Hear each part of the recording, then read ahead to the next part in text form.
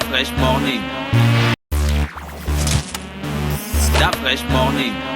Le petit clin d'œil civique ce matin avec Gina sur les 104.5 Urban FM, la station urbaine dans le Da Fresh Morning. Gina, tu disais qu'on parlera de quoi?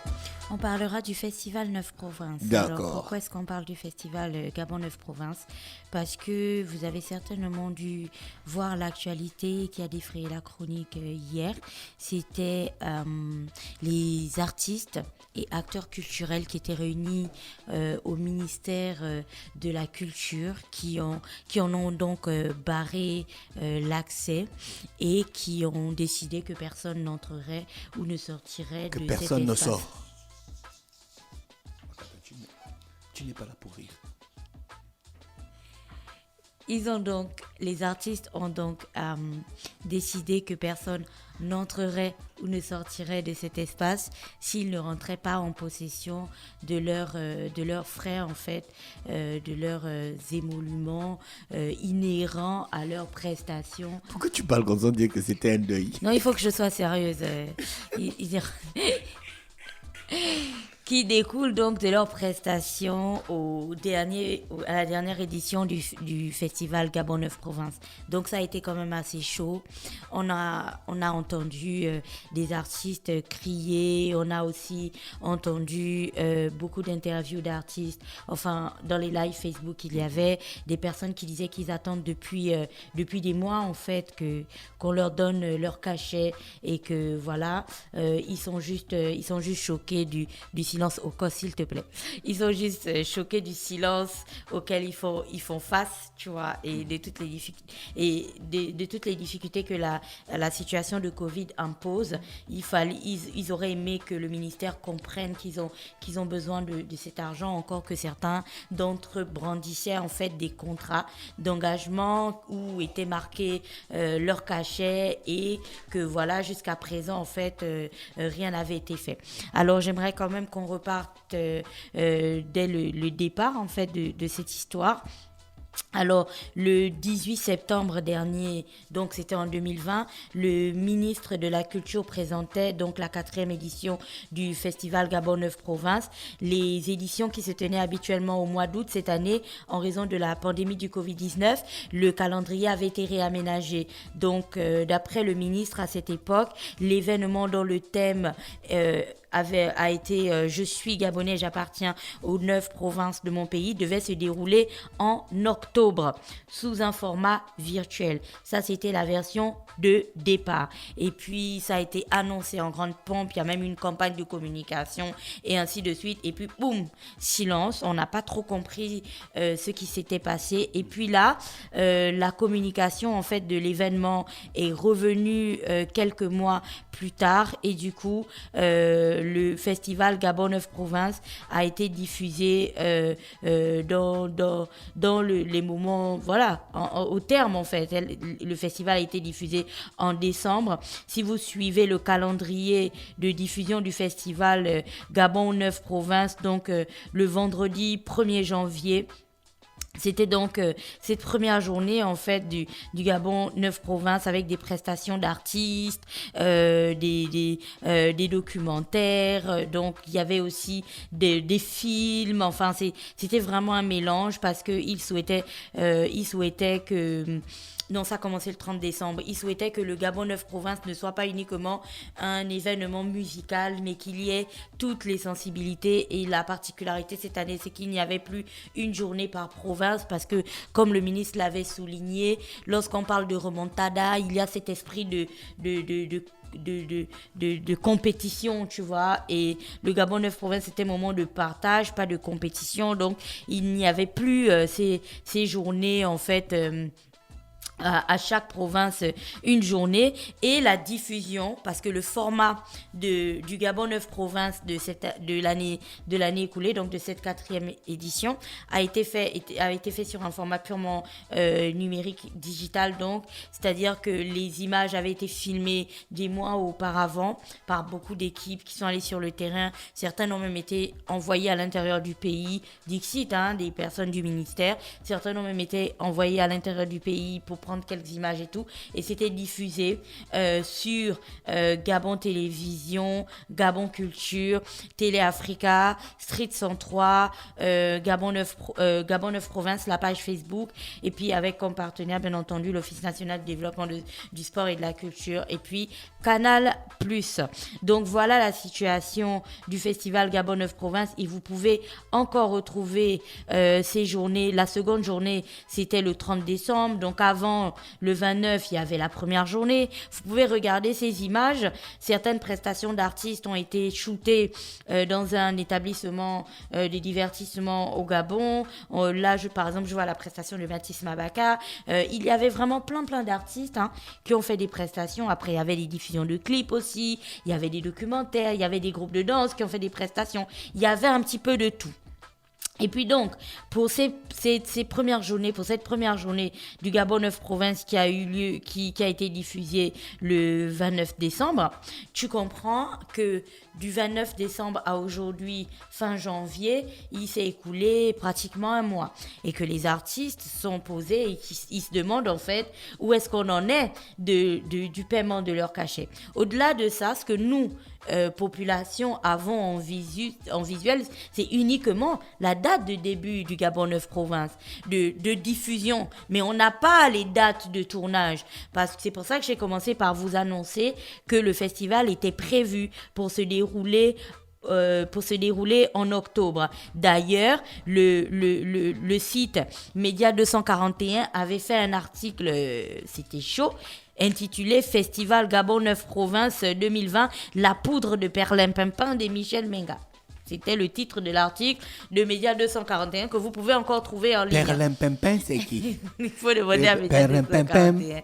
En fait, cet pas la chanson là. Perlimpinpin. En fait, cet article avait été fait parce que le festival avait été annoncé en octobre et qu'on était en novembre, on n'avait toujours pas en fait de nouvelles du festival, tu vois. On ne savait pas ce qui s'était passé. C'est pour ça qu'ils avaient fait cet article. Donc tu comprends que si les tournages ont repris, avaient commencé depuis tous ces temps-là, depuis tout ce temps, donc les artistes en fait avaient dans leur contrat, on leur avait certainement donné une date de paiement de leur cachet. En regardant certaines publications donc sur la page Facebook du Gabon 9 Province, je suis tombée sur le commentaire de certainement un artiste qui disait où est-ce qu'on en est du paiement de nos cachets, vous aviez dit que ça devait être fait avant le 31 décembre. Et puis on a bien compris avec le mouvement d'hier que voilà le paiement des cachets ne s'est pas fait jusqu'à présent, et c'est ce qui a donc entraîné le courroux des acteurs culturels que l'on a vu hier donc devant l'espace du ministère de la Culture. Et puis là, plusieurs questions nous sont donc venues à l'esprit. La première est certainement de savoir pourquoi, lorsqu'on parle d'événements culturels dans notre pays, dans la plupart des cas, il faut toujours qu'on en arrive là. Pourquoi ? Parce que c'est comme quand tu vas à la boulangerie ou à la pharmacie.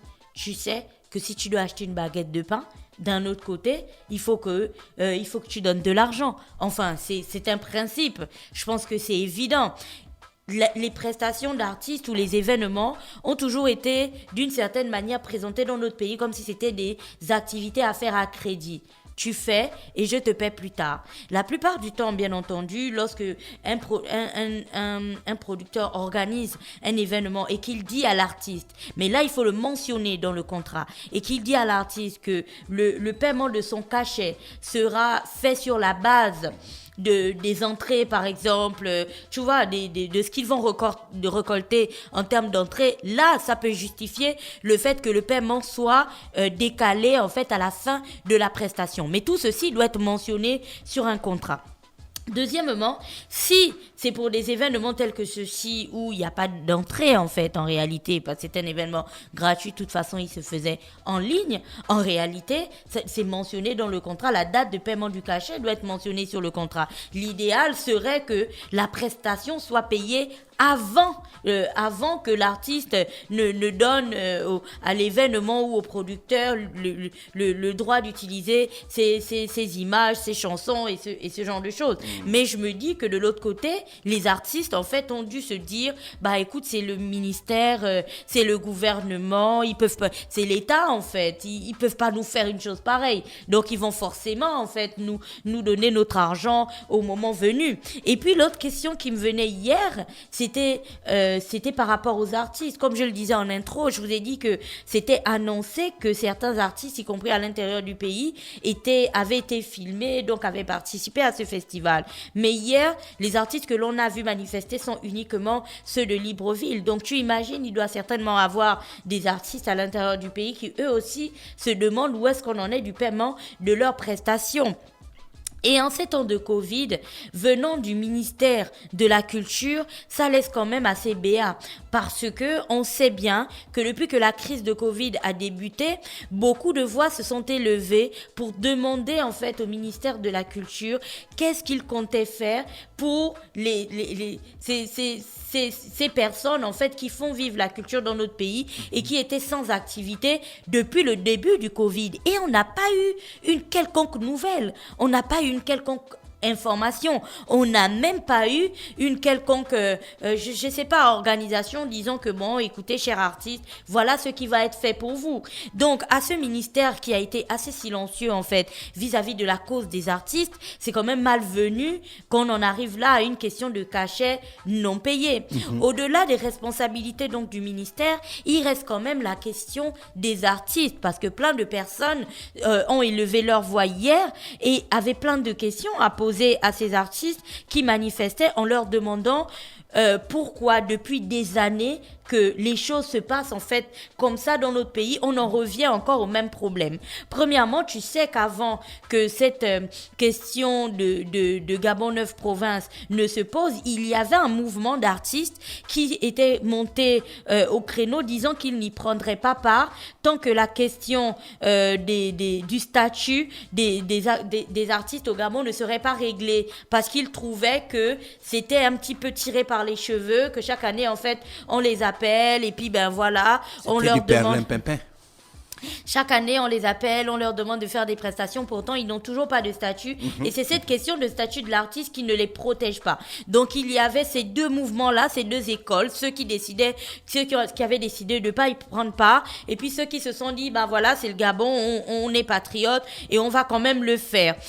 De l'autre point qui pose problème aujourd'hui, c'est bien entendu l'exigence du paiement des cachets.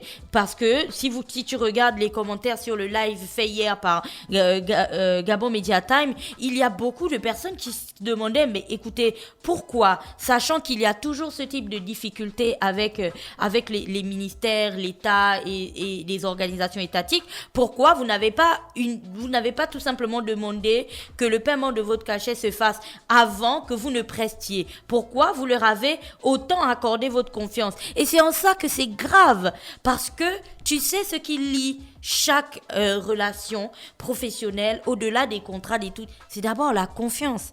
C'est-à-dire que moi, quand je me marie et que j'appelle Dafresh pour apporter le matériel et qui me dit ok, c'est bon, je t'apporterai le matériel, même s'il me donne une facture et que moi je lui donne mon pognon, ce qui fait en sorte que je m'endorme tranquille et que je sois là, je sois paisible, c'est pas que je lui ai donné mon argent, c'est pas qu'il m'ait donné un bout de papier, c'est la confiance en fait que j'ai vis-à-vis de Dafresh. Je sais au fond de moi que Dafresh est un homme de parole et que il va faire ce qu'il a dit qu'il fera. Donc si la confiance s'effrite entre ces deux entités, tu comprends que c'est grave, c'est-à-dire entre le ministère de la Culture et les artistes. Baponga a fait un live hier où il revenait sur ces questions-là et c'est des choses que, comme il le disait, c'est des combats de 30 ans. Tu te souviens, il y a un moment où il y avait la question de la célébration des 30 ans des hip-hop et il disait que mais c'est des discussions que l'on a depuis 30 ans. Comment aujourd'hui encore on en est à parler de ce ce genre de fait. Moi, je rajouterais que s'il n'y a pas d'argent pour faire un événement, on n'est pas obligé de le rafistoler. On n'est pas obligé d'en arriver là, on met les choses sur le tapis, on dit que, écoutez, il n'y a pas de pognon cette année, pas de Gabon 9 provinces. Ça va faire le buzz un temps sur les réseaux sociaux pour dire que, écoutez, on a annulé le festival et tout. Mais c'est toujours mieux que de faire un événement et de pas pouvoir payer les personnes qui ont constitué cet événement, tu vois, qui lui ont donné de la couleur et tout, enfin pour ceux qui étaient visibles à la télévision. Donc tu comprends qu'on rentre dans quelque chose qui n'est pas du tout encourageant et qui ne concourt pas à assainir les relations entre le ministère et les artistes. Je pense que ce type de questions aurait dû être prise en compte depuis longtemps et les artistes ne se seraient juste pas levés pour aller barrer l'entrée du ministère comme des vulgaires délinquants s'ils n'avaient pas épongé tous les recours et qu'ils n'avaient pas procédé à toutes les relances. Donc je pense qu'aujourd'hui c'est très important de se poser, de regarder cette question bien droit dans les yeux et de commencer à énoncer les règles du secteur du divertissement dans notre pays. C'est-à-dire que si tu veux une prestation, tu payes et le gars fait la prestation. Maintenant, si tu as payé et le gars a fui, tu es libre de l'emmener devant les juridictions compétentes. Tu vois, de toute façon, il est poursuivable. Enfin, la procédure suit son cours, il passera devant le procureur, tout ce que tu veux. Mais au moins, toi, tu es protégé. Mais il faut définitivement que l'on arrête avec ce système de vivre à crédit parce que c'est ce qui conduit même à tout ce que tu vois. Tu fais une prestation pour quelqu'un, même si ce n'est pas une prestation artistique, tu peux lui vendre de la pub, tu peux lui vendre ce que tu veux. Ou il y a même des personnes qui prennent du mobilier et qui disent qu'ils reviendront payer plus tard. Et ils reviennent pas. Tu vois, ils payent pas. Pourtant, tu es parti, tu leur as donné les choses dont ils avaient besoin. Il y a même des gens qui construisent des maisons, ils prennent la peinture, les rouleaux, les trucs dans les entreprises et puis après, ils payent pas. Ça fait des années, ils payent pas. C'est des organismes étatiques et ils font ça avec des magasins, des boîtes qui existent au Gabon. Donc, je pense qu'il faut qu'on arrête avec ça. On doit rentrer dans un système de tu veux une prestation, tu payes et on te donne la prestation. Voilà. Merci Gina, très bon petit clin d'œil civique ce matin sur les 104.5 Urban FM, la station urbaine. On va se retrouver juste derrière après la publicité. Stop Fresh Morning.